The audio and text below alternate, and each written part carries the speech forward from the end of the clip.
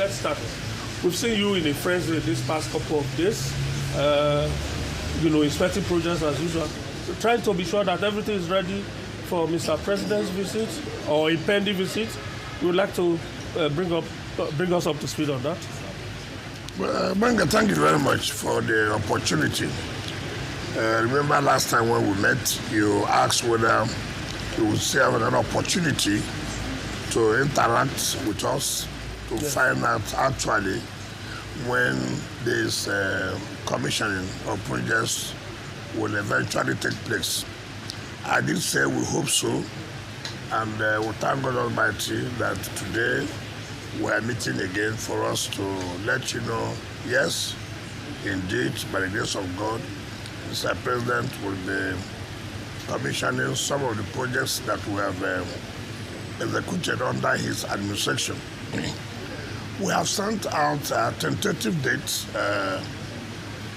to start on the 10th of June after the Salah holiday. We took into cognizance that the Salah will be the 6th, 7th. 10th of June, you said? 10th of June, okay. 10th of June. We took into cognizance that Salah will be the 6th, 7th, and then Monday would be public holiday. And so we said, okay, we can start on the 10th, which will be on the Tuesday, then continue on the Wednesday. Then again, 12th will be Democracy Day, which is a public holiday. Then that will be skipped, and then we'll start the other week. It's a very large, crowded program, but we believe by the grace of God that the ones that Mr. President will be able to do by himself, the ones he may send the Vice President, the ones he may send the Senate President, the ones he may send the Speaker of the House of Representatives, or other senior government officials. And we are trying to kickstart with the inauguration of the what I call the rebrand of the International Conference Center, which of course everybody has been expecting. And then we'll go on with other projects that are very positively impactful on the lives of our people. So we have arranged for 19 days, God willing, 19 days of project commissioning. And thereafter that, we'll now take on flag off of projects that will tend to also be ready in study in office. So that's where we are now. Okay. How many days for commission of projects? 19 days. 19? Yes, 19 days. Yeah. 19 days. I think that's a good place for me to plug in. That is the fact that the exemption of the FCT from the Treasury Single Act has enabled the administration to do a lot of things at great speed and at scale. But is there also a risk of a problem of accountability and transparency in the way the funds are managed? Is that a clear and present risk? There's nothing like lack of transparency and accountability. Take for example, the money we have now is paid directly to the commercial bank. Remember, under the single treasury account, every fund goes to the central bank. Now, what's the essence of central bank? I mean, what's the essence of to block the loopholes of revenue accruing to the federal government? We are not making revenue for federal government. I said there's no need. And that hinders us of participating in larger financial market, of getting money to fund our projects. Take, for example, the budget is passed, for example, and what comes to us? We get 1% of what the federal government gets every month.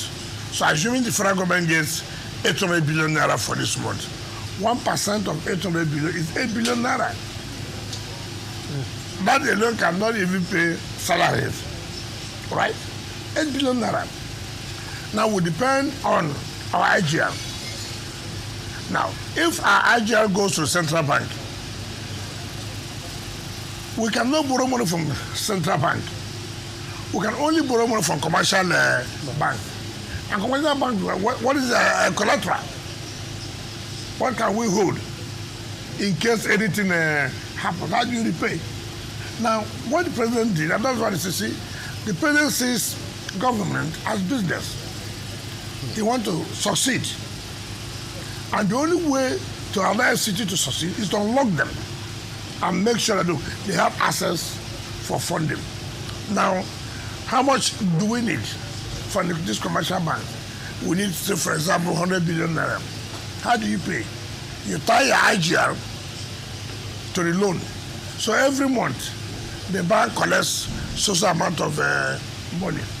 Now, with that money you have, you're going on with your project because the money that comes every month cannot go around for you to start the execution of projects. So you need much money so that you'll be paying back with your IGR. But if the president did not do that, we would have been in a mess. And that is true to the matter, we have been in a mess. We cannot collect loan from central bank. So all we will do at the end of the month, what comes in? Social amount of money. So how do we share it? With the humongous projects, capital projects that you are carried on, it will not work. So removing of a single treasury account was a blessing, and that is done by someone who understands how to make governance easy.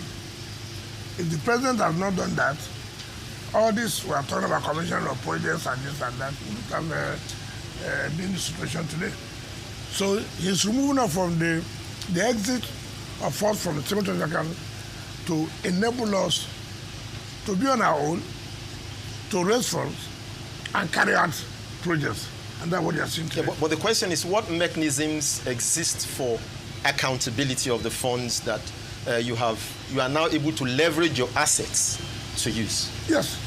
First of all, projects are approved when it passes 10 billion naira to the Federal Executive Council. Before that, the Bureau of Public Procurement will tell you this is the amount that can be for this project. So it's not only within you staying to approve a project. And then it is also approved in your budget. Right? Now, so what happens? When the Federal Executive Council approves a budget that is beyond the threshold of the FCT Executive Committee, then that you now sign an agreement with the company or the contractor, as the case may be, and then we pay according to procurement out of 30%. Do you understand me? You pay. Now, you now pay a milestone based on the certificate issued by the FCDA that this contractor has done 5%. Now, in that case, you have no problem. And two, we don't sit in the offices to say, oh, the FCDA has submitted the interim certificate, pay social company. No, I don't do that. I will go to the site and see for myself and call the executive, the acting ES, come. You have recommended in the interim certificate number 1 that we should pay 10 billion naira. Can I see the work now that I can say they are qualified to be paid 10 billion naira? And so every company and the officials of the FCDA, they're on their toes. They know that it's not just going to submit paper. No, I will not do that. I will not do that. As far as capital projects are concerned, I must go by myself and see actually what has been done, what has not been done. I came back on Wednesday last week. That same day I came back, I went to the International Conference Center. I called Jonas Berger. You told me you are 90% done. Can we go? They came. Behold, they are more than 90% done. I was happy. I went to Girishi, where CGC, the interchange to Maitama and going to Jahi. 100%. So, in such situation, not just 100%, what's the quality of job that has been done? You see, sometimes our people are being compromised you see the resident engineer sign anything for you. I said, what for? On Saturday, I was at Oshafa. And the resident engineer, without taking approval from us, has given approval to the contractor to make a way for that the military. I asked them that they should open social place for them to be passing. So I came down there. Why is this place? This will cause a lot of traffic. They said, oh, the soldiers asked. I said, no. Who are you to take that decision without coming to us? There and there, I removed him. I said, covered. The military should. From here to it's about 50 meters. We can't continue that way. I removed him instantly. And I told the contractor, he assured me that this work will be done. With what you have seen, are you sure you are going to complete this work before this? He told me, yes. So that they work in the night. That's okay. On Sunday, being yesterday, I didn't tell him. I went back there on my own. And I was satisfied with what I saw. Indeed, he was going to complete the job. So these are the things it's not merely approving. You must show that, look, the money is being paid and the job is being carried out. And it's done in such a way that everybody can see. The contract wasn't approved by me. In fact, I can tell you most of these contracts we are being awarded before we came. But it's our policy that you don't just abandon projects because you did not supervise the award of the contract. No. It's the public, this is a public funds. Government is a continuum. If we allow that, then you see projects scattered all over the place. And that does not make the city to be clean. So you do have the president directed that, look, we must try as much as we can to see that all these most contracts are awarded 2005, 2010, 2015, up till now. And that's why we provided in the 2025 budget 85% of our capital expenditure to complete the ongoing projects. There are so many people that will come to no, we are not the ones who are awarded. They'll go and award their own contract. No, it is not about we awarding. It's about we giving the people what they want. And if these projects are going to be positively impactful on the lives of the people, why not continue? And that's what has happened. Sure. Okay, Honorable Minister, that takes me to the issue of IGR. Yeah. It's obvious that there's been an increased drive for IGR in the FCT, the most recent being the ground rent issue. Yes. Okay, some people who are affected have complained that it's either they didn't know about this or they were not informed or they were not asked by previous FCT administrations, and that's why some are owing up to 10 years, 25, 30 years, and that they're wondering why they have to pay for the lapses or ineptitude of past administrations. And then, Honorable Minister, given the state of finances of some people now, they may not be able to offset a bill of over 30 years, that has accrued over 30 years at once. So what are you doing to maybe installmental payments or giving people more time? Or what are you doing about this? See, it's not unfortunate in our country. You're a tenant. Yes, of the FCT. No, I'm just coming. Okay, sir. You paid for 2 years, for example. Your tenancy will expire tomorrow. Okay. You are coming to tell the landlord, because you not remind you, it's the duty of the landlord now to not remind you. You see, now you are shifting it to the landlord, but that's not the case here. You have a CFO, and the CFO says you will be paying annually for you to continue to keep that property. That annually says 100,000, 200,000, as the case may be. And you are not saying again, some people may not have the financial reason to keep to it. We are talking about central business area. We are talking about Maitama. We are talking about Wuse 1, Wuse 2. We are talking about Asokoro. How many poor people live here? Tell me, how many poor people live here? Most of the elites, they own property overseas. But they remember that they must pay their taxes. If they don't pay their taxes, government will take over the property. Here in Nigeria, oh no, nothing will happen. Is this attitude of nothing will happen? Is this attitude of religion and ethnicity that has killed us and has kept us where we are? Take for example, today, if you read a Nation, I saw the land department publish non-payment of ground rent from more than 1 year to 10 years, and say, look, go and pay. In that number 3092, number 3092, you know whose name is there? No. Bode, Bianca George. Is number 3092. At that level, senior citizen, at that level, I traveled 3 days. I signed 1,500 CFOs. 3 days. I signed over 700 consent documents. Now, having signed 1,500 CFO in 3 days, you come and collect the CFO. You take it and go and do business and collect money from the bank. Then you sit that they have not reminded you you are supposed to pay money. What kind of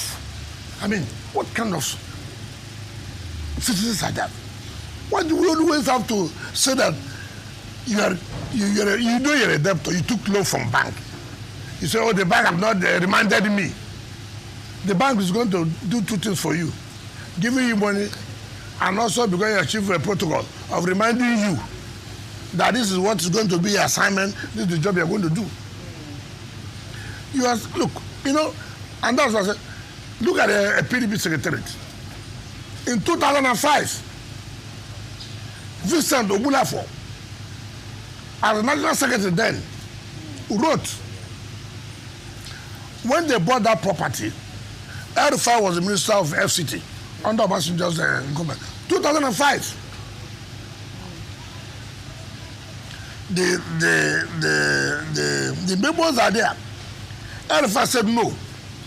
The mere fact that we're in government cannot stop you from paying tax. And so they should pay 26 million naira for the assignment.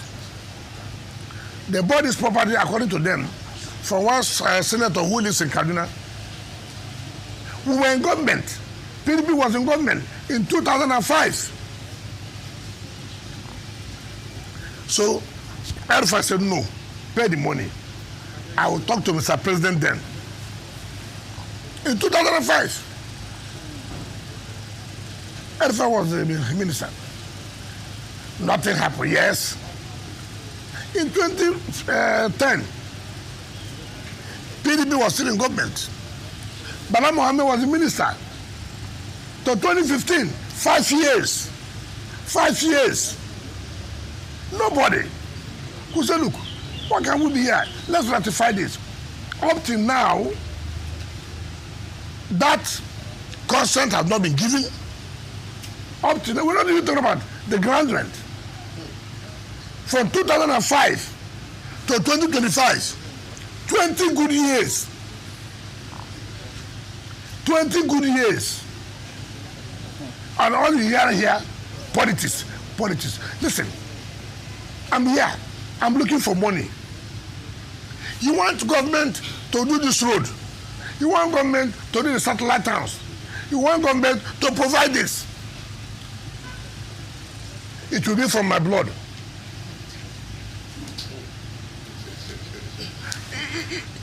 This is a country where we always respect the laws of other countries. When we go out, you see us obeying. Even without being told, we will obey. But when we come here, no. Like what happened recently showed me that, look, there are people who do not want this country to progress. There are people And when I saw those who were behind, I just laughed. I said, you need leadership that have to tell you, no, this can continue this way. It exposed so many people. All those who are complaining, are they the poor? Have you seen any poor man? He owns a house in Machama. He owns a house in Usetu. He owns a house in Asokora. He owns the businesses in the central business area. How much are they supposed to pay? Nobody pays up to 400,000 naira as grant rate a year. And then you come and tell me, we did not remind you. You have seen your houseboys whose duty is to come and remind you that you're a debtor. Whose duty to tell you that, look, as a tenant, your house rent has expired. I mean, look at the kind of excuses. And I laugh. Some people will even say play politics. And so, oh, you know, we're the ruling party. It will affect us. Affect you how? Are we taxing based on APC? Are we taxing you based on PDP? So how's it going to affect you? But because they know, they have been exposed. All kinds of maneuvering, all kinds of blackmail. Oh, the minister is too hard, minister is not this. These are the same people who complained that when the former government was there in the 80s, that they never knew if there was any minister. Now the same people now, I say, oh, he's too hard, he's this. The same people want you to give them, yeah, you did this also, I'm living social place. Can you help me to let that be road? With which money? Yeah, but two wrongs don't make a right. So no, how? I'm doing the right thing. It's the process of recovery. Yes. Or your administrative processes. Yes. Either collect the ground rent or revocation. The argument largely that I've heard is that you don't follow due process. What is due process? You require a court order. No, it's not correct. I don't require a court order. It's not correct. First of all, we're giving you notice. Okay. Remember, in March, we published. In March, we will publish about these people who are owing. In March, April, May, June. Now, look, the caucus of the leadership of PDP, led by Senator Abamoro, they came to see me. Now, look, this is the problem they have. I say, what's that? That this and that and that. I said, okay, hold on. I turned by my right. I brought the documents, internal memos. I said, take. Go. Read it. Tell me. They confessed that, look, it's unfortunate. I said, no. I don't want this a confession here. You go back to the party leadership. Tell them to tell Nigerians that, look, indeed they found out that I did not do anything wrong. It was them. They should even thank me. They should even thank me.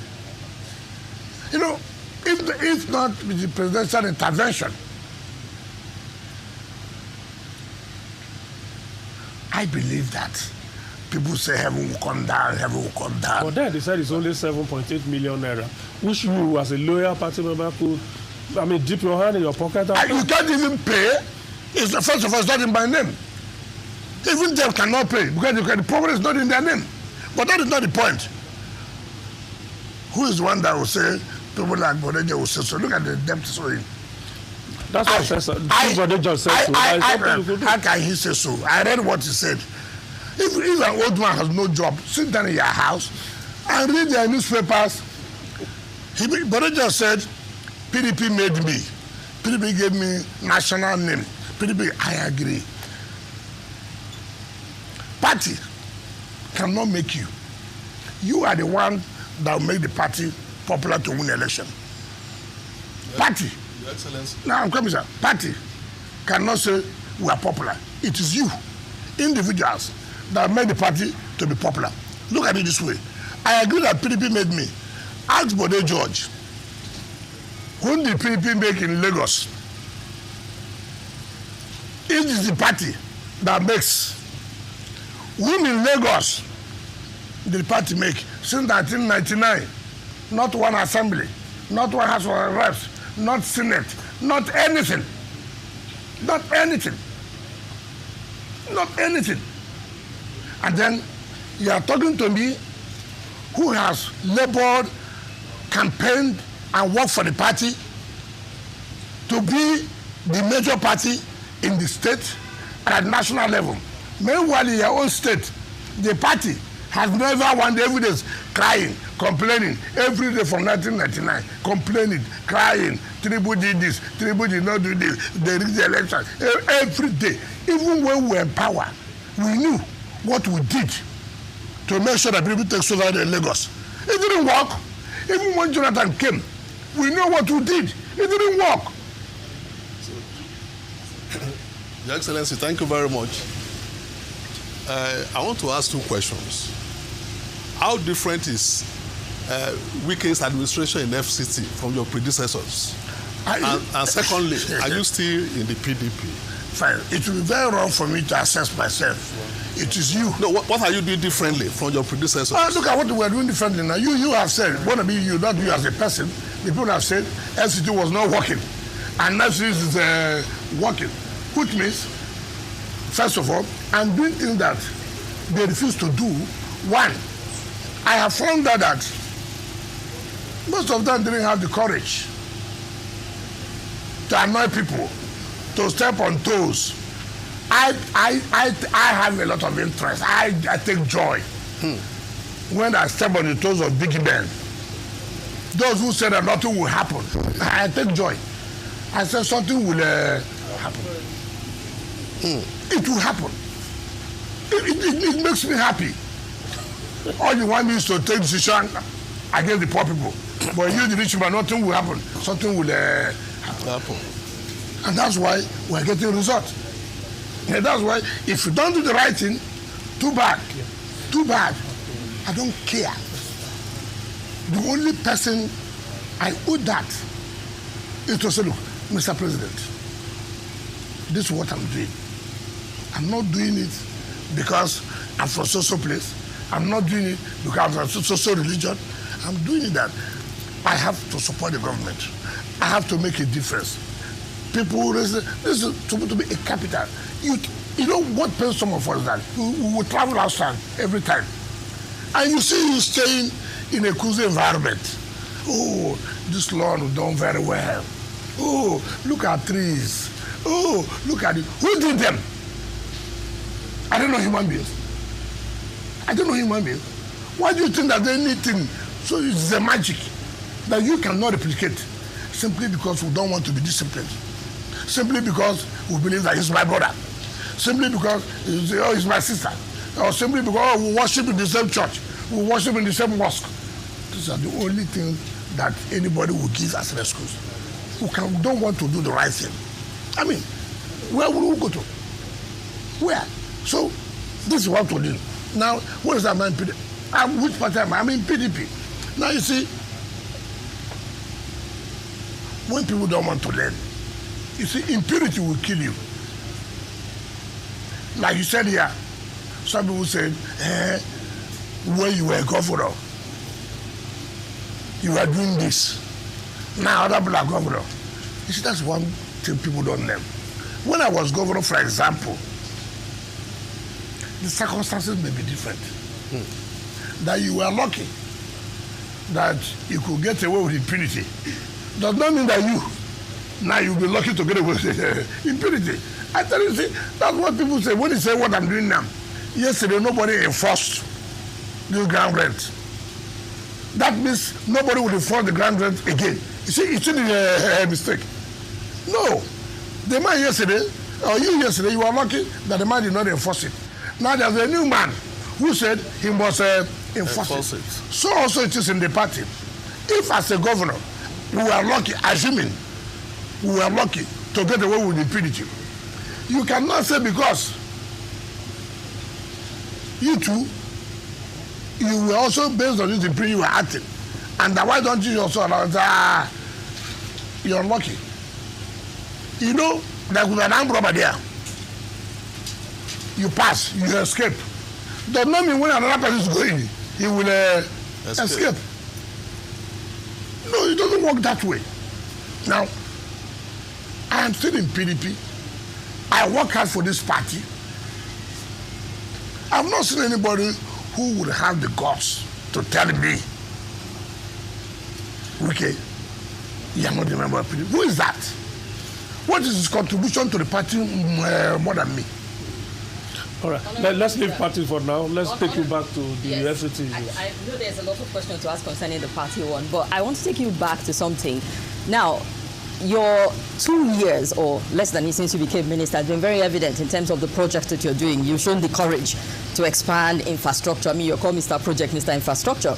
And even without a band, a lot of residents here applaud the work that you're doing in this regard. However, there are also some people asking, so what next in terms of what to expect? Is the signature of your administration going to be about your infrastructure, roads, and the likes of it? Or are we going to see a shift away from that? Maybe not away, but a shift aside from that, maybe housing, seeing that we have housing deficit here and schools. Okay. Government cannot provide housing alone to the people. Key thing first, what drives investors to come?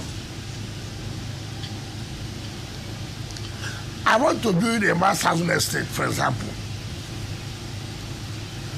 There are no roads. How would I achieve it? I want to build a world-class medical center as an investor, but there's no road. How do I build? I want to invest in education, the best of schools in the world. There's no road. I want to do farming. How do I go to the place and do the farming? No road. Every government first must provide road infrastructure, network of roads. On Saturday, I was in Kwale. I went to Gwagwalada, Kwale, and Buhari, Ushafa. When I went to Kwale, from the junction to going to Ameachi, they call A2 to Pi. Supposed to agree them down. A2. And it's one of the projects we're going to commission. Then from Pi, this A2 to Pi is 15 kilometers. Now from Pi to Gomani is 15 kilometers. But I remember that when I got to flagging off of Pi to Gomani, so from this A2 to Pi, the road is bad. How do you award the job from Pi to Gomani without awarding A2 to Pi? How do you go to Gomani? You have to pass through Pi. I called the satellite time coordinator. I said, what kind of thing is this? Of course, English language, grammar. I said, no, this will not happen. Immediately, under emergency, we awarded the A2 to Pi. A2 to Pi has been completed. My brother, you do us a favor sometimes. Used to take interest. I'm going to go and visit these places. Now, when I got to that Pi, where the road has ended, then the contractor did from Pi to Gomani. So the contractor told me he had also sold everything. I said, no, we must go there now. Let's go there. We entered the vehicle. Why would this country talk about food security? Why?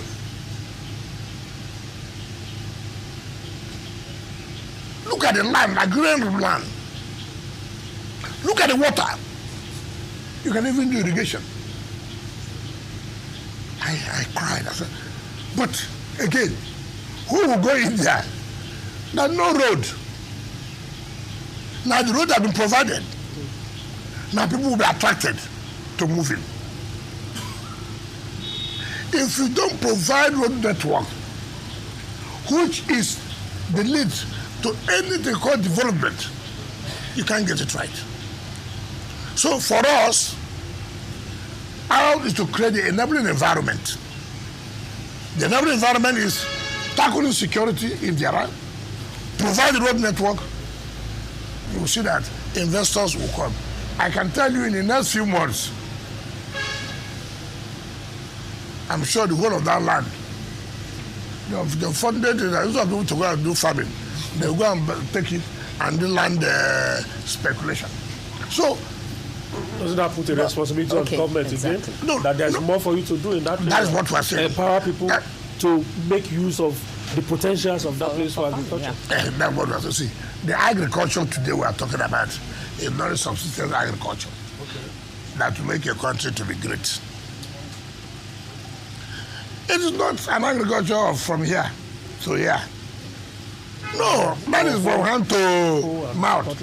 If you want to talk about agriculture that sustains a country, so this is the mechanized agriculture, and that requires a lot of funding.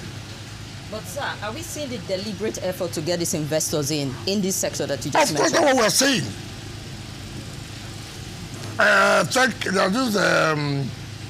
They built a Dubai City Walk. Okay. They came that they want to replicate what they call it Abuja City Walk. I said, okay, fine. I said, I'm not going to send director of land. I'm not going to send director of urban be to them, no. I said, I'm the one in charge. I said, when are people going back? He said, I'm going back tomorrow. I said, no. To show commitment, you won't go tomorrow. Follow me. Follow me. Oh, that's done. That's what I have in mind. The roads have been done. When we got there, they said, look, this is a perfect place. I said, no, it's not the only perfect place. Wait, I will give you the arrow now. To show our own commitment, we want this thing done. That's what leadership is all about. I don't want anybody to go and sit down and begin to do a bureaucracy for me. I want it to get done. I sat there. I called the director of land, called the director of surveying, and all that. I said, listen, I'm the chief driver of this project. So I told the people, sign an agreement for me that you have to kickstart this, finish the first phase, so that they signed. And then if you don't sign, I take back our land. They took it, I gave them. Every day, I called the director of development control. I said, listen, the moment they submit the document here of the building approval, what I told them, bring it to me. Because when you go to, without you knowing, some of this, I'm told to respect, civil servants will just sabotage you. So I called the director of development control, let me tell you, this will drive you from your work. If they bring it today, the approval must come out in 48 hours. We must do something for people to believe in us, that we are serious. See what the president is doing. Look, I'm ready to, relax so many things, to encourage investors to come in. We are ready. And see now what that is going to pay off. By July, they are coming to lay the foundation. Oh, okay. The same thing that you have in Dubai City Walk is the same thing you have in Abuja, that you have in Abuja City Walk. That is, but if we had gone, there are no roads, what will happen? It will attract them. Look at so many, I just asked a question. They gave EFCC where to build an academy. They gave so many people land there. For how many years? There's no road. Yes, how do we enter the place to build the academy? We are going to commission the road. I've just finished it. Now people are driving in. Without that road, nobody will go and do anything. Without that road, yes, you cannot build the academy, which will lead to the development of the area. How do you give people land? No infrastructure. How can the city develop? Individuals don't build roads. Individuals don't provide water. Individuals have been doing it, sir. No. Tell me where individuals have provided road. All they do is they make shift. That is not road with basic infrastructure in terms of water, in terms of light, in terms of water communication. No. And you don't blame them. You don't blame them. You just go and grade something. You say it's a become road.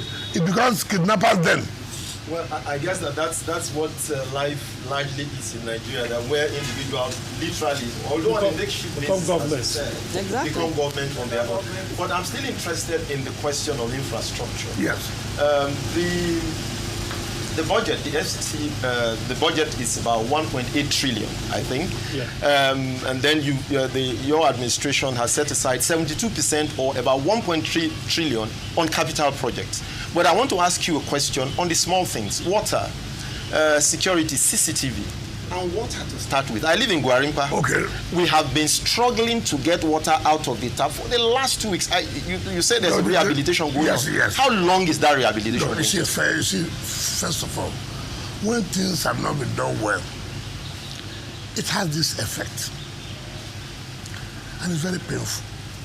It's this attitude of everything on bureaucracy. You remember when we came, they were awarded this Abuja Greater City Water through the Chinese Exim Bank and this and that. My brother, to tell you the truth, when you look at some of these things, you just wonder, do we really love ourselves? Do we really love ourselves?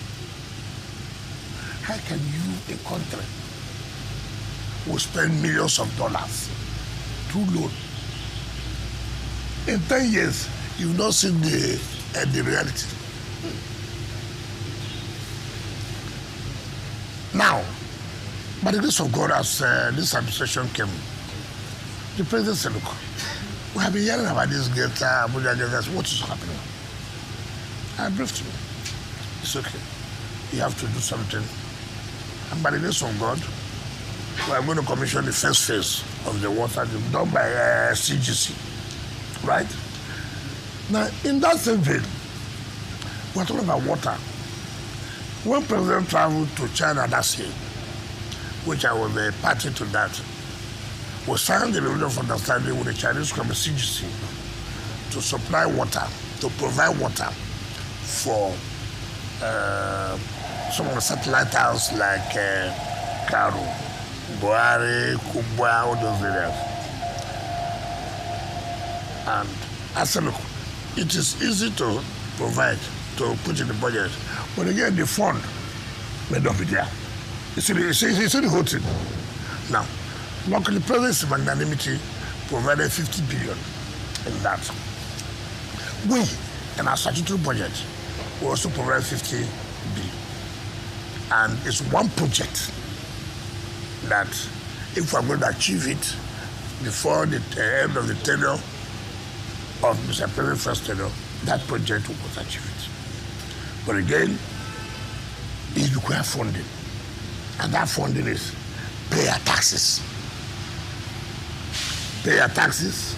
One thing I tell people, if you are paying your taxes, you are not seeing anything being done with it, you have the right to complain. I have told everybody, ask me, Mr. Wike, we have been paying our taxes. No road. Know this, ask me. Ask me, I challenge anybody. So in terms of water, we are going to. But again, it's not by mouth. That's why I'm bent on this issue of taxes. There's nothing Abuja can don't. We are not in oil state, oil city. We are not. I've told you what to get for the federal government. 1% of what the federal government gets. So without these taxes, you would have even said, ordinarily, there should be a special intervention for the FCT capitals by the federal government. It's the city, it's the capital of the country. Therefore, there should be a special intervention to make sure the city looks like other cities. It's not this way. We're just breaking our head to get money to pay, and big men, elites, will be trying to say that no, that's why we are resisting. You should help us as our ambassadors to also talk to public. We are saying this should be done, this should be done. Have we done our own part? Look at the publication we made today about Grand Reps. Over 5,000 names and the amount there. Like my sister said, have you reminded them? We have reminded them. No, that's what they are saying. No, but you know, so what I'm trying to say that when the last comes, we have reminded them. Go and pay. Nobody's business is to take your land. How many land would you take? Okay, take for example, they carry blackmail. Oh, minister, I want to take the whole land. You carry it to where? Give to his friends. I mean, okay, even if I give to my friends, would they not pay the ground rent? The issue that government wants the tax to be paid, so you can use the taxes to do something. That's all. That's nothing. If they pay now, take back. We're not interested. Our interest. Do you know that since we started sitting up, go and see the rush now. That's Nigeria for you. Go and see the rush. Is it what it's supposed to be? Okay. Honourable Minister, I'm staying with infrastructure, but this time mass transportation. Yes. Public transportation is getting quite expensive in Abuja now. People complain about when they try to take the ones we call drop from a very short distance. They're asking them to pay 1,000, 1,000 plus. And Abuja is a city that should have effective mass transportation. What is your government doing about that? Thank you. Like you said, we always have complaints in everything. You want everything to provide, which is right. But you like it to be free. We are not doing a socialist and communist government here. No. You know, okay, look at what's going on now. We are providing bus terminals. Go to Mabuchi, go to Kubo, go to Central Business area. It has never been there before. Part of it is to fight insecurity, and part of it is to give effective transport system. What we intend to do as to reduce the cost, like you are saying, is to provide massive, quite good number of buses and taxis in FCT's own column, that you will know that, look, this is for FCT. And then, of course, subsidize it because of the hardship. But let me tell you, there's no time Nigerians have ever complained. Can we do something? We need to go on break because it's statutory. We need to go on break now. We will allow you, when we come back, we'll allow you to explain further how those bus terminals will operate and the other components of it that are still in the offering. We'll pick up from there when we come back from the break. Okay, we'll go on a quick break. We'll be right back to continue the dialogue with the Honourable Minister.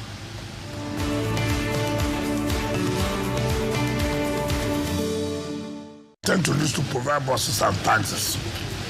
Taxis will be there to convey people to the various areas they want to go. While the buses, when you usually are coming from other areas, take it to the terminal, and then the taxis will pick you and will do. And then in that case, you know the vehicles you have boarded.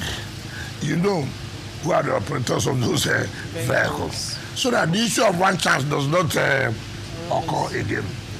Again, we will not also allow any person to operate as a taxi or bus driver. You just go on the road, you see people on the road. I'm going to Bode, you enter a vehicle. Not registered. All those things will be taken care of. And you ask yourself, well, how could this be a city without all these organizations and rest? How? What makes us a city then? What makes us a city?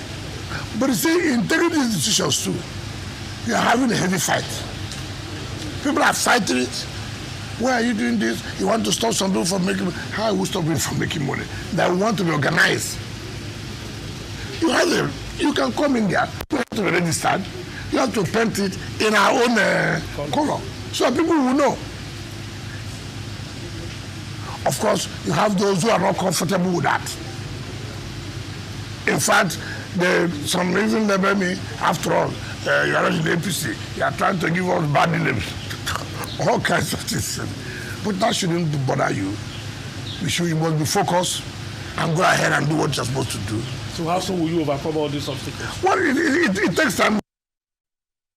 All these problems will commission the bus terminals. Yes, no, they can't lie fallow. No. I say we commissioned it this month we're in.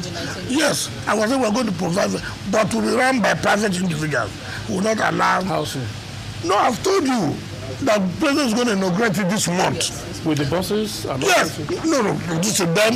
The buses are already coming because you have to buy what's in the budget. We are provided in the budget for 2025, right? We couldn't have provided them when the terminals are not ready. It doesn't make sense. And it will not be run by Transport Secretary. No. We will not agree. That means everything will collapse. But we will supervise. But we'll hand it over to private individuals to run. Okay. Your Excellency, before these projects we are commissioning another program. How faithfully are we implementing the Abuja Master Plan? Is this still, as people talk about it? It's still part of the fight we are fighting. People go and distorted the master plan. And you go and say, look, this is not what's supposed. Oh, the former minister gave it to me. Why are you coming there? Because I'm not a Christian like you. Because I'm not a Muslim like you. Because I'm Igbo. Because I'm Yoruba. Because I'm outside. All kinds of things you hear. And you don't even want to say, gentlemen, let us tell ourselves the truth. Look at this place. It's supposed to be green. Look at it. It's supposed to be drainage. Why this? And somebody wants to say, this must be implemented. You see blackmail.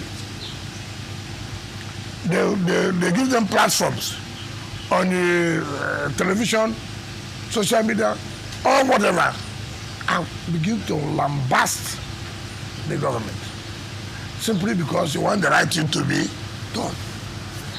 That's where they're supposed to, if you are, even where I live, from Asokoro, going to Guzape, Papadua. Gilbert did that road.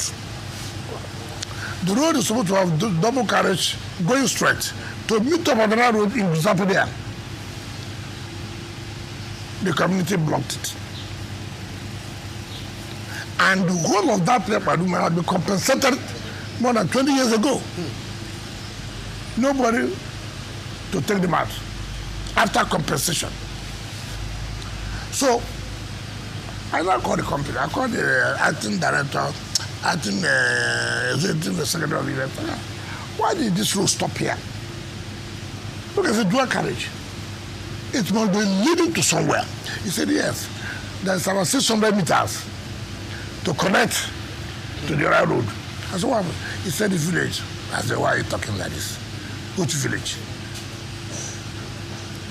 I said, even though they have been compensated, I said, call me director of the settlement. Call me. I said, go and call the chiefs. Call their youth. I will bring it down. The road must pass. I will bring it down. The road must pass. If you like, you see, I don't understand why we don't want to accept the reality on ground. They have been paid compensation for long. No problem. I'm ready to pay another compensation. But this one must go through. It's not for me. It's the master plan of Abuja. I did not design it. But you have poor leadership who will not take decision. And that's why I tell people, one thing you must know. Today, a leader should be able to take decision whether it's wrong or right. So many people have been president of Nigeria. some people have identified that, oh, oil subsidy, fuel subsidy is a scam. Everybody has said so. But who has taken decision? Have you reached a compromise with the villagers? No, I'm coming. That road. I hope you don't have land there. It's you I'm worried about because you may be accused that it's because you have your hand. Don't worry. You see, as in my position now, don't bother about the accusation they give to me. All those things will evaporate. You cannot be in government. You cannot be serving. Then you say nobody will accuse you. You don't need to bother. As I said, you don't want to serve. The point I'm making about leadership. Every president has come. This fuel subsidy is a scam. What have you done? You know it's a scam. What have you done? Courage. What did the president do? The first day he was warning, this thing has to go. Mama, everybody, he said it will go, it has gone. Leadership. The ability to take decisions. Those who relocated, even if the compensation, I made it 200%. I traveled to Milan. The company called me, look, they're not going to meet up because the communities have refused. I called the active ES. You are from Abuja, I said yes. You are the active ES, he said yes. And your people are stopping government from doing road that will benefit them. It means that you will lose your job. I'm going to make sure you go back, and I'm going to transfer you to a place where you will see where to work. So better go and tell them, as I come back, I'm going to supervise that demolition. I flew in from Milan that same morning. I went there to come and demolish. First go there. Come and demolish it. Well, what happened? Then I came. Oh, sorry, sir. Give us some time to park. I said, no more time. I've given all the time required. People started writing, well, no human face, no this. I said, what is human face here? Today, I was about to commission that project. Go and see the jubilation. So I would have, stepped clear because they threatened this will happen. You see, leadership doesn't work that way. Today, it's not beneficial to them. Those who are living there now, go and see that place now. You can't even buy a social amount of money. That's what you must take decision. Honorable Minister, sorry to interject, but I feel before we just shift gear into something else, to bring this one up, and it's a follow-up, a rider to a media chat you had some time back, talking about the primary school teachers in the FCT, and your intervention then was to withhold 10% of the. Now, between then and now, a little curious to find out what's the committee up to in terms of that. Well, the committee has made their recommendation, and today is 2nd of June. The Permanent Secretary Treasury is already working out how much they are supposed to have by the because normally is the beginning of the next month, right? That we're entitled to assess our IGR. Because it's not when IGR is paid, you assess no. It stays for 1 month. Okay. Then you'll be able to know just how much you got for this month. And then you move 10% of that for the area councils. So I'm sure by the time we would have finished this chat, they will be ready to say this amount of money. And then I will invite the union and to say, listen, we must also have to tell ourselves the simple reality. We must make sacrifices. It's unfortunate. We are not owing. It's the area councils that are owing. But we cannot also say because we are not the area councils, we allow our children to suffer. It had happened last time where we brought 60% of our money to, to cover what they are owing. Let them be 40%. But again, that tells you about leadership and the local area. I don't have the power to sack any council chairman. They are elected chairman. I cannot do that. I cannot do that. Even some of these measures we are taking can be challenged in court. But however, you need to take these measures. You need to take the measure to save the situation on ground. And so what was agreed that, look, well, once we call them, listen, every month, this is what we should pay you. You go back to the classroom. We are not going to give this money directly again to the chairman of the area councils. The committee, which we headed by the treasurer, is to pay this money to the teachers, so we can have a reprieve. But people can challenge you. Under what law do you have that power? You see, when you follow this law, when you follow, how do I feel now? But there's a danger in not following the law also. To whose advantage now? To whose advantage? It is for the greater interest of the people that you, an individual, who are refused to carry out what you're supposed to do. So should we allow you now to continue with that, and our system will be producing miscreants, militants, because they have no access to education. So you have to wait. But like I said, it's unfortunate. But should we continue with that? All right. Can we segue into politics? No, not yet. But perhaps if you are done with FCT, let me just do a recap then. On FCT, I know that your modus operandi is not to start new projects. But there are provision for new projects in the budget that has just been. It's about 15%. About 15% yep. for new projects. Yes. And I know that around November last year, yep. you advertised those new projects. There was a rigorous procurement process that had been done and all of that. Now that the budget has been passed, are you going to resume that process of awarding those new contracts based on the procurement? Some have been awarded by the Federal Executive Council. Some have been awarded. But we will not start it because our own budget has been come. Some are in the national budget, okay, which have been passed.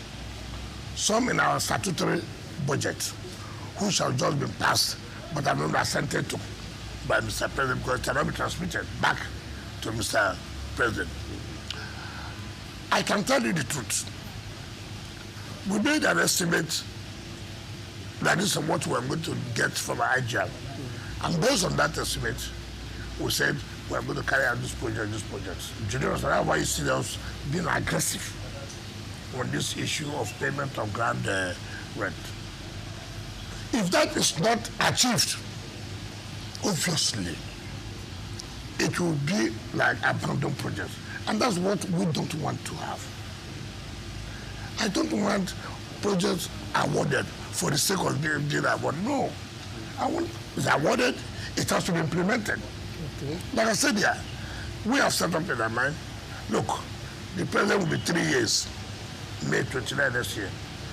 What do we have to let the people know, see what the president has been able to achieve? You must have a target. You must have, look, these are things I'm going to do from now to so point. But our handicap, our challenge is this issue of payment of taxes, which I say, I will do everything within our powers to see that we achieve it. It doesn't matter the blackmail. It doesn't matter the blackmail. I won't care about it because you want good soup, you put good money. You want good road, money must be there. You want bridges, money must be there. Nobody will accept you to give him a job and the job will not, and you won't pay, you don't have money to pay.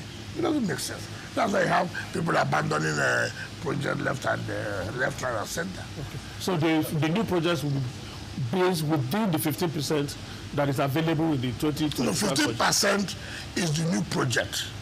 Not that the 15% of the fund that is given to them. No, that's not what what you said is actually what I meant. Yes, so yes. That the new projects will be based on the 15% that is available in the budget. Yes, except as emergency project, for example. There could be emergency project like, I can go out now to a satellite town or somewhere, and I can say, hey, no, if you don't do this now, this will not survive in this rainy season. It becomes emergency, but you have to do it. Because see, you can't go everywhere at the same time. But something can take you out. And you see, I know that this must be solved now. And then that one, it becomes under emergency procurement. All right. Is it on FCT? It's on FCT, yes. The issue of FCT indigents has been a recurring issue in this place for many, many years. Do we have a policy that will take charge or take care of that problem in a permanent basis? I'm being careful. This is a federal capital territory. In order not to digitalize the federal capital territory. However, it is under this administration of Bode that indigenous of this place have been recognized. It has never happened. All the mandate secretaries you used to have are not, proper speaking, what you may say, Abuja indigenous, but they are residents.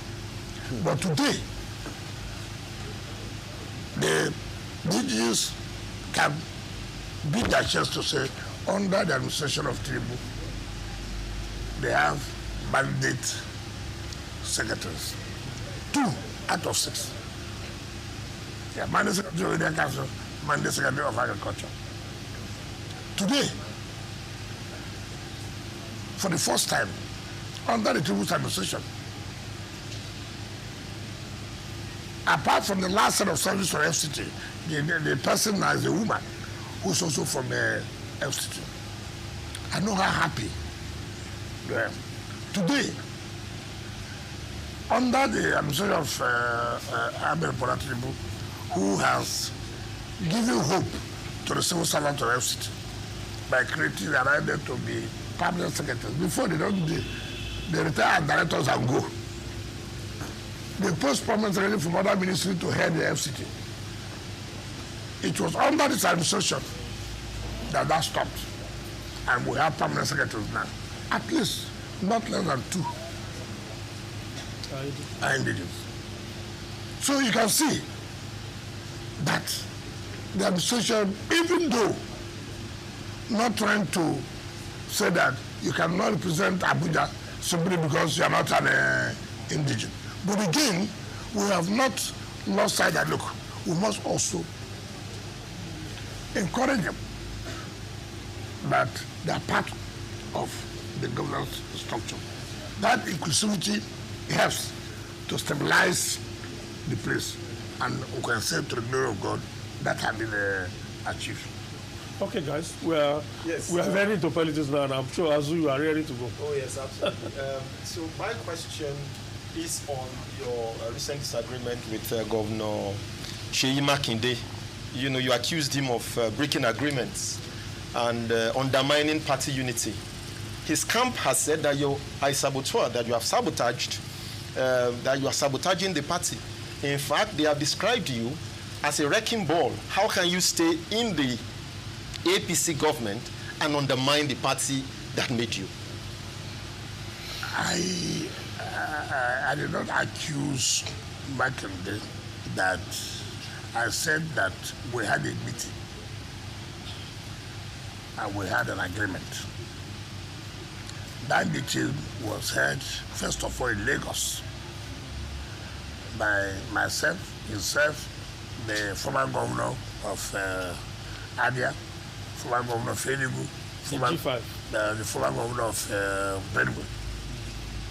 That meeting concluded and said, look, let's move on and allow this so that the party can be focused. Then we came back, and there was supposed to be a meeting in the former Senate President's house, Bukola Saraki. But before that meeting, that particular date, we also met in my house in Abuja, where we reiterated that, look, we have agreed on this, so let's move on. That encouraged me to also attend the meeting in Bukola Saraki's house, and where we agreed on items and items and items. And then there was a meeting called by the Chamber of Governors Forum. In fact, Chamber of Governors, PDP Governors Forum was in that meeting, and where I was encouraged to attend the meetings. And I attended, and I met, but it was to my dismay and that, look, what we agreed is not what is coming out. And by my investigation, which I said, look, you're my friend, it is not fair. We agree on something, then somehow it turns out differently. What did you agree on? First of all, we all agreed that Samayang, by the Supreme Court judgment, is the secretary of the party. Let us not allow the party to have crisis. You see, forget about those who will abuse you. Yesterday, did I abuse me? Did I abuse me yesterday? No, they abused me yesterday. So don't bother yourself about people abusing you. They will hate you. You are the one who's carrying our party. You are this and that. Why did I say that? Because most people do not know. And when you don't know, the public is not aware. All they say, oh, this happened, this happened. So it's good to let the public know. See where we are. See what happened. See what did not happen. I read what one of his boys said, abusing me, all kinds of. Did you deny what I said? That is something matter. It's not about I'm a spoiler, I am this. Those are names you can give to anybody. Deny what I said. We did not agree. We did not meet. That is the issue. You can rain curses on me, no problem. In politics, if you don't want to be abused, don't go into politics. Honorable Minister, you said something, sorry to Yes. interject, but you did say Supreme Court ruling. Judgment, no ruling. Judgment. Now, it gave some bit of ambiguous interpretation to a lot of people who are saying the Supreme Court is saying that the lower court does not have the jurisdiction to determine party leadership. See that, so it's left for the party to determine. No. See, that's the problem we have. Who went to court to challenge that Samayang is no longer the secretary? Who went to court? It is Governor Sheyi and his people and Bode went to court. And the State High Court, the State High Court said yes. By him running for the gubernatorial election in Imo State, that is due to have resigned. Samayang went to Court of Appeal in Enugu. There was split judgment of 2-1. Samayang went to Supreme Court. And the party also went to Supreme Court challenging that decision. The Supreme Court said, look, first of all, the man who went to court, what is his locus? Assuming there's even a crisis, it's within the internal affairs of the party. And therefore set aside the judgment of the Court of Appeal. When the judgment of the Court of Appeal is set aside, what does it mean? Are you going to deny me the fruit of my labor? Now, what is the subject matter? Assuming they're not conceding, National Secretary position was not zoned to southeast. Within zone to southeast. It's a zone between the north and south. And the south came back to want to go back zoning. To say, okay, look, since Secretary came here before, let it go here. But not as a party, national party, that it was on to the southeast. Okay. It doesn't stop anybody from vying for that position. But what it means is that, yes, that look, for us to work together, allow them to bring the secretary. We went to the National Convention. And he was elected. Not appointed. He was elected by the National Convention. Now you not go and sit to say, oh, the Southeast has said he should no longer be secretary. Who says that? And somebody was elected in the National Convention. People just give all kinds of misinterpretation, say everything that they want to say. It's not correct.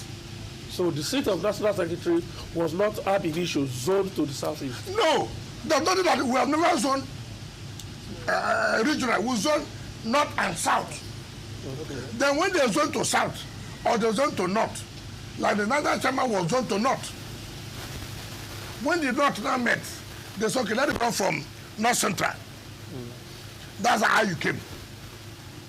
Then how you came and left. Now, the deputy national chairman of the party, by the constitution of our party, should be the one acting in order not to deny that, not to deny not of their chairmanship position. It is that. Now, when the North Central came up, to talk, I said, no. You cannot appoint somebody to preside over those who were elected. It must be by election. How can these people who were elected, National Working Committee, you say North Central brought somebody when it was the entire country that voted for the national chairman, even though he comes from a particular region. Now, to tell you how funny they are,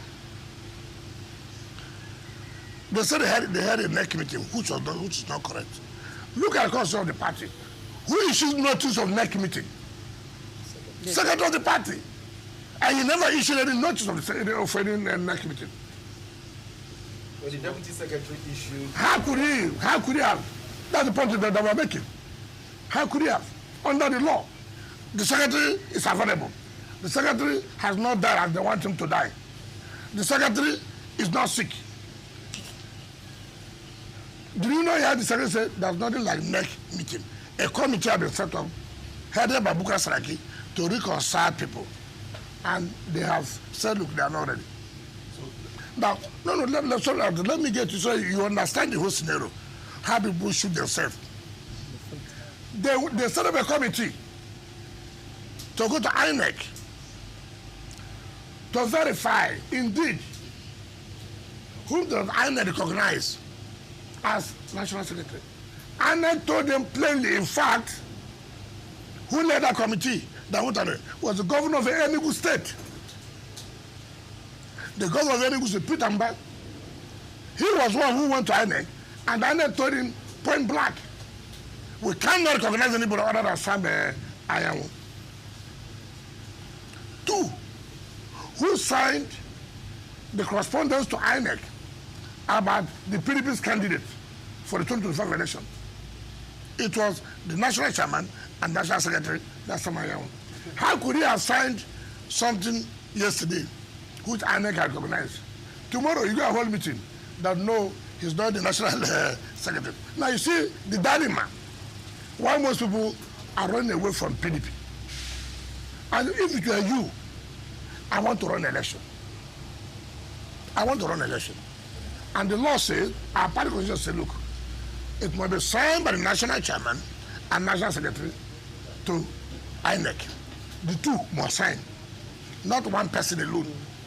And INEC cannot accept any correspondence from the national chairman alone. The two must sign. Now, as somebody who wants to run an election, I have a fear. Take, for example, we have our the area council election in Abuja, February. The primaries will be this June, right? And candidates have emerged. Who will sign forwarding the names of the candidates to INEC? So would I take that kind of risk?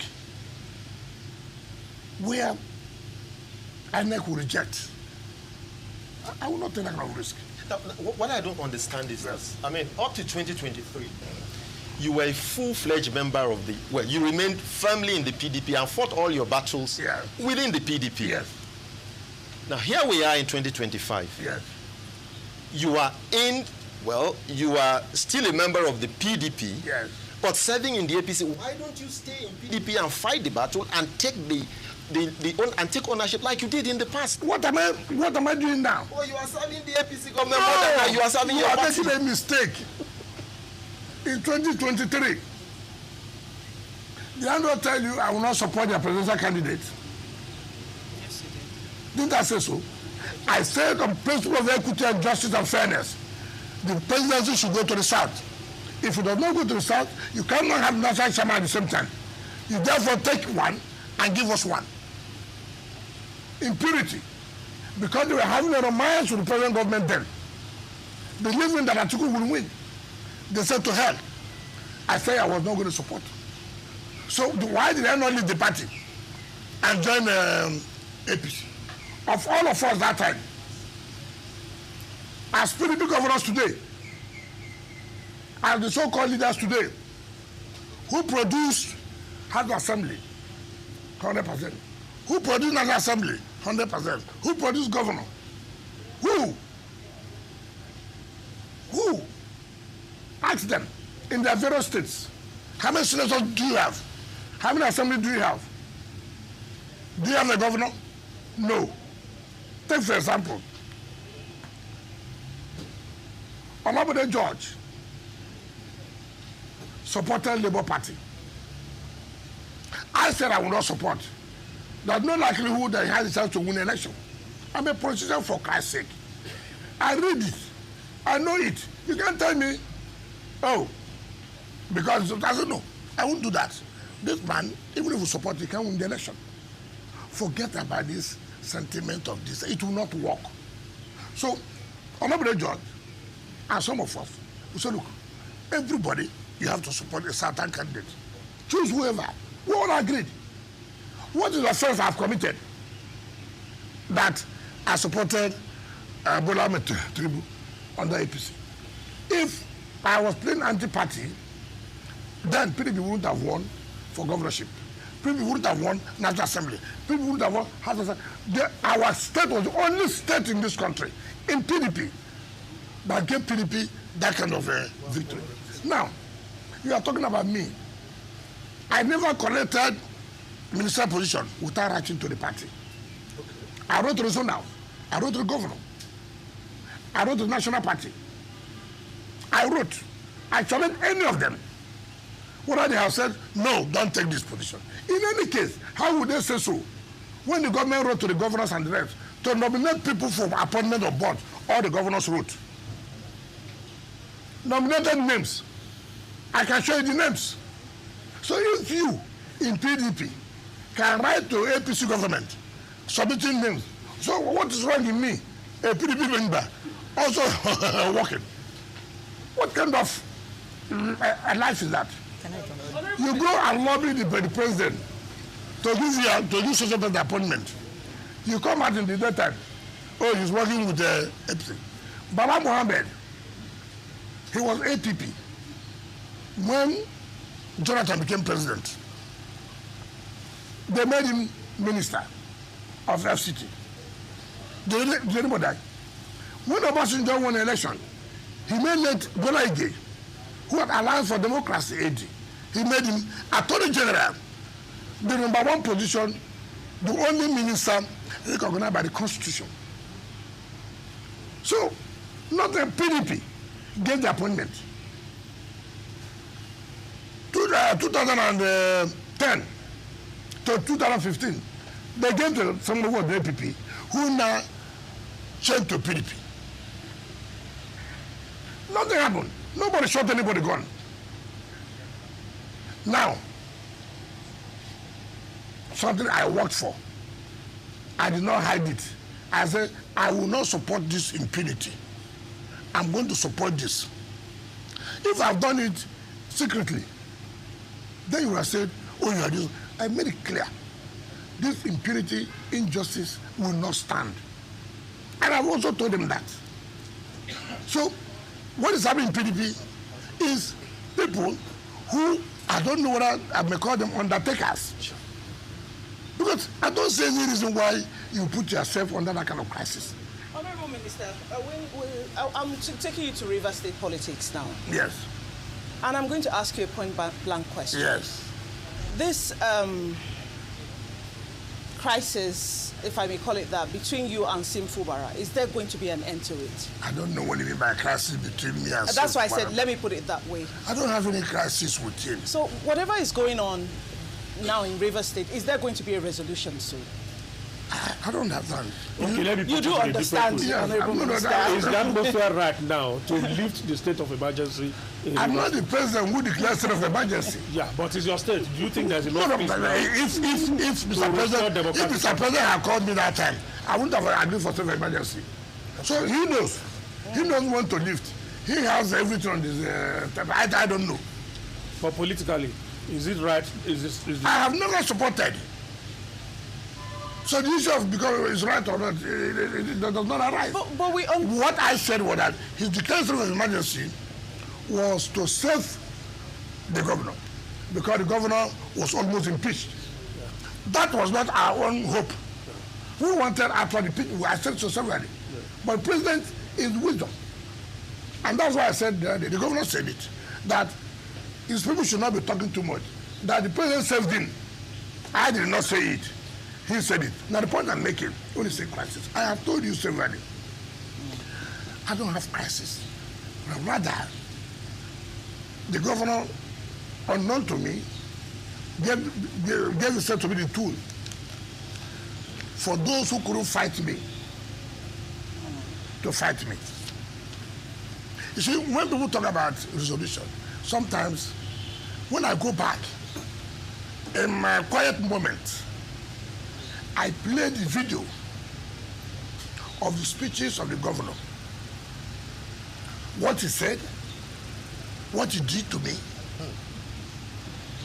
I will. Was it necessary? This was somebody who brought you, gave you food, gave you everything, did this for you, then you became a tool for his enemies to fight him. You know, we're all human. Yeah. When people say there should be peace, nobody said there should be no peace. How do you feel? How do you feel? Take for example, how do you feel? You know what you pass through by sending your son to school. You know what you pass through to make it be a human being. All of a sudden, in the night, your son came with 2 people with gun to shoot you. Just tell me, is this something that will just go away like that from your mind? You made sure you gave your son good education. You made sure you provided food for him. You made sure he didn't lack. You were ready to sacrifice everything you had, and you made that sacrifice. In the night, they said the armed robbers. Who are the armed robbers? Your son is the one carrying gun. Your time is up. Somehow, God helped you. You didn't die. Now people come, carry your son, come and beg you, you know, is your son. I agree. But is it even held your leg? It's not correct. Okay. There's never been a time. But so remorse. So what is the remorse? Has it met with anybody? You see, I have told people, this politics of television, the politics, I feel so bad. This time I read these things, I feel so bad. Because, yes, once Governor Dapo Biodun, Governor Feboy, and one of the leaders from the Southwest, he came to my house, brought him. Okay, brought him. I said, listen, he's ready to make peace, this and that. I said, no, I don't have a problem. If you want to make peace, he has the yam, he has the knife. He said he was traveling, he traveled. I have not seen my since that day. So when people talk about it, I don't laugh. I say it is not to go on television to say, I don't know. Okay, will he make peace without the assembly members? Will he make peace without the leaders of the party? Will he make peace? You see, I try to be honest to people. I have said so. The mere fact that Mr. President said, look, make peace. it will be difficult for me to disobey Mr. President. But you should also know that it's not water that flows here, it's blood. Now, I gave the analysis here, which none of you tried to answer. These are people who vowed that you will never be governor. These are people who petitioned you to EFCC. These are people who, simply because envy, how will you bring wicked down? Then you provided yourself as I'm going to bring wicked down. I have told people who do not understand what betrayal is, may they be betrayed 10 times more than this. That's my prayer. I have told you here, I need one peace, but you must show that the peace you want to is for your mind, it's genuine. You are taking steps. It's not every day you're on television, you're on radio, peace is ongoing. Is it ongoing on air? How is it flying? Nobody has said that. Nobody has, you just hear, oh, it's ongoing. Oh, I was settled with my guy. Oh, I was settled with my former guy. As I speak to you, I've never seen him. So I don't know what is happening. I don't know the strategy people are adopting. So that tomorrow they will say, we don't want peace. Nobody.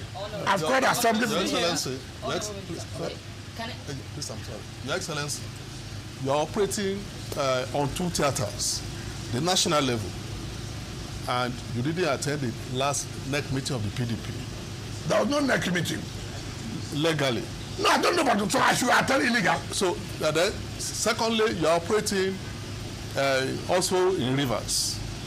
Is there a possibility of is there a possibility at all, if you look at it, because now the emergency will soon expire, is there a possibility of you reconciling with the governor of Rivers? That's the first part of the question. Second part of the question is that we are moving towards 2027. How do you see your future in the PDP? What is my future? You are in the PDP. Was I not in PDP before? No. Am I not in PDP? What is my future? Listen, I've told you this thing. Is it because of our Swaju presidency? Is it what they're talking about? Yes, it is important. Why do you have to ask me that? Don't you know that I said that you want to run against him, in fact. So are you not aware that I will need the campaign university? Why you want me to say no? Are you not aware that he did not get up to 10% here, but he will win here? Are you not aware? Okay. So don't be asking me questions. You know. You are going to lead the campaign. Of course. Okay. For the APC. Is that hidden? Okay. Honorable Minister, sir, just because we're pressed for time. Because I have said the South must produce the president. Honorable Minister, now aside from all the political talk, the average Nigerians have been complaining of hunger. And now we are seeing people who have served like 2 times governor and minister also saying the hunger has come to them. It feels like hunger pro max at this point in time. Okay. Now, how is your administration and the Renewed Hope administration addressing that specifically? Because we're seeing politicians saying they're hungry. You know what I don't like in Nigeria? We have the time to listen to jokes. But they're influential people. Which influential? What makes them influential? You think they're influential? A former governor and minister? Hold on. You are talking about Ameachi? Yes, sir. Now you have been specific. I don't know how a man will choose his 60th birthday to tell lies. It's unfortunate. Of all time, it's your 60th birthday that people are celebrating you. You need to tell lies to Nigerians. You are hungry. Let us tell ourselves this. He was Speaker 1999 to 2007. And if anybody knows, he was the most pampered speaker. Then he was reading law in London as a speaker, 1999 to 2007. He became a governor, 2007 to 2015. He was still reading law in London. 8 years as Speaker of Rivers State House Assembly. 8 years as Governor of Rivers. He never talked about hunger. He became a minister for 2015 to 2023, 8 years, super minister, transport, where you were borrowing money for exit bank loans. You didn't talk about hunger. 2 years you have left office. I'm in coalition because I'm hungry. You're only hungry of power. And that's just failure on his part. How do you look at it? How do you insult Nigerians? How do you trivialize the issue of hunger or poverty? Why do you do that? You're insulting Nigerians. You joined Atiku. You joined Alpha because you are hungry. Have you not insulted Nigerians? Just that you can't stay out of power. That's the hunger. You can't stay out of power. How will a man since 1999 to 2023 we stand before Nigerians who presided over billions of naira? This was the same man who on the national television told Nigerians he doesn't like money. Meanwhile, dollar was showing. Meanwhile, dollar. You are carrying dollar.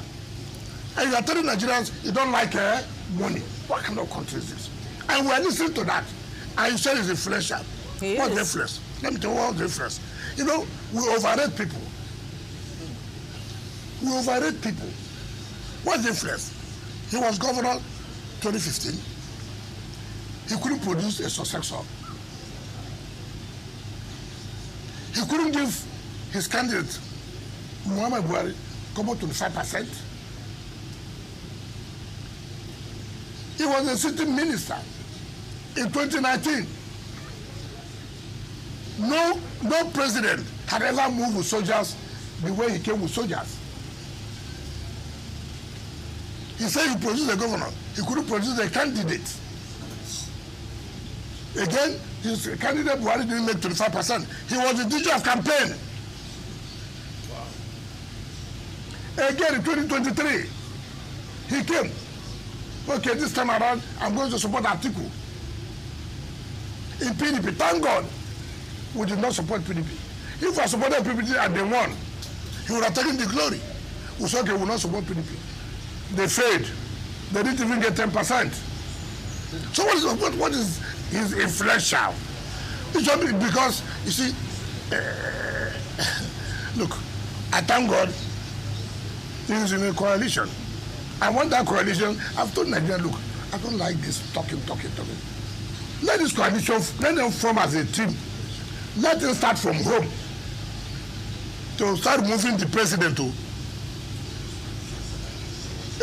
What is that you remove? You start from their home to remove him by making sure president loses the election.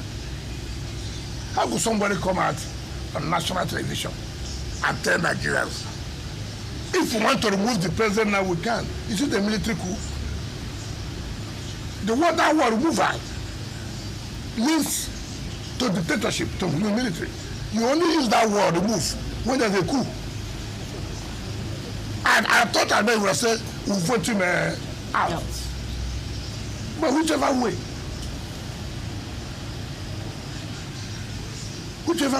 Why would a man not talk about, you saw what happened in this country in 2015, 2019. Look at the suffering that passed through. 2023. All right, we have just 2 minutes. And the man is telling you that he's hungry. Any quick question? It's something in Nigeria, are you clapping her for him? Honorable Minister, okay, I do have a quick one. Yes. That the minister can deal with in 2 minutes because that's just. I just want to know, Honorable Minister, final question. Do you care about PDP? Because there are critics who say PDP is going to implode. 2027, it might not survive it because of the infighting that is going on within the party. Now you're a stakeholder, you're an influential person, you're relevant in the party, and... Look, let me tell you. If I say something about PDP today, they're telling me, let them, no, you're not the one to lead me. Say it. Let them leave the party. No, but people are saying the party will die a natural death. Let me tell you, implode. Because some people want to kill it. We say it will not die. We'll make sure they will not die.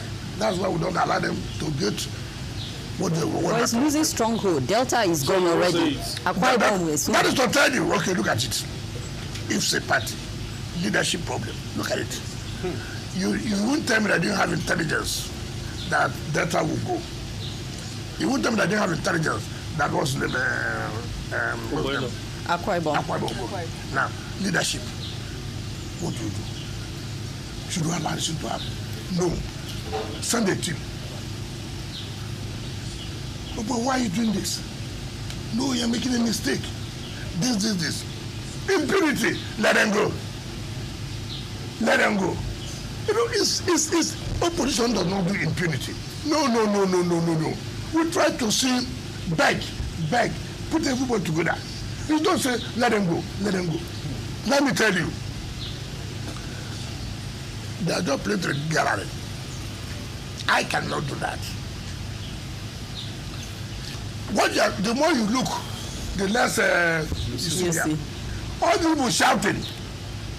I just give you some time. I came out. You have seen me here. I said I will support that. So I didn't say I didn't say with people. The way we won other elections, that I will win. You don't understand me? I'm not a liability. I'm an asset. Whether you agree or you don't agree, I'm an asset. Okay. All right. Whether you want to die, you don't want to die, I'm an asset. It does not matter. You may not like me.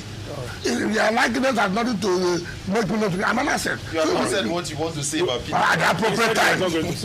All right. We just have to go now. We know national assets. Yes. Minister. Since it's an asset to PDP, it's also an asset to APC. So we are a national asset. I'm an asset to making sure that Tinubu wins the second tenure. All right. Thank you very much, Honorable Minister. We have to end it here. Guys, we have to go. Kim, yes. Thank you. Thank you very much. And of course, Mr. Babari, sir. Thank you very much. Shehu, good to see you again. Thank you. And of course, Honorable Minister, thank you for granting us this audience. Good to see you again. That's how we draw the curtains on today's edition of the Ministerial Chat with the Honorable Minister of the FCT, His Excellency EzikingsTV. We hope to see you again. Until then, we say goodbye. My name is Ben Garulima.